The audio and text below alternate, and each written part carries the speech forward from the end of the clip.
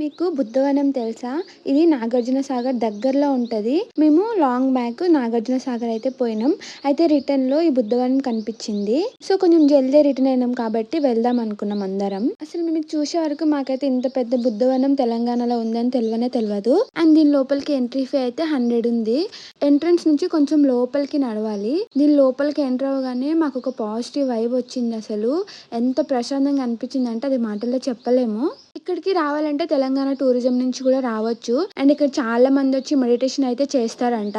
And ఇక్కడ hotels కూడా ఉన్నాయి, ఇక్కడే స్టే చేయొచ్చు. మేము వెళ్ళిన రోజు స్కూల్ పిల్లలు అయితే ఎక్స్కర్షన్ కి వచ్చిర్రు. వాళ్ళతో కాసేపు అట్లా మాట్లాడినాం. మాకైతే ఈ బుద్ధవనం చాలా నచ్చింది అండ్ చాలా ప్రశాంతంగా అనిపించింది. మంచి క్వాలిటీ టైం అయితే స్పెండ్ చేసినాం అక్కడ. ఈ బుద్ధవనం అయితే సుంకిశాల విలేజ్ దగ్గరలో ఉంటది, నాగార్జున సాగర్ దగ్గర. ఇక్కడ ఒక పెద్ద బుద్ధుని విగ్రహం అయితే ఉంది, నేను ఫోటో పెట్టిన చూడండి. ఇది శ్రీలంక నుంచి తీసుకొని వచ్చిర్రంట. మీకు ఈ ప్లేస్ గురించి తెలిస్తే కామెంట్ చేయండి. Okay, to subscribe.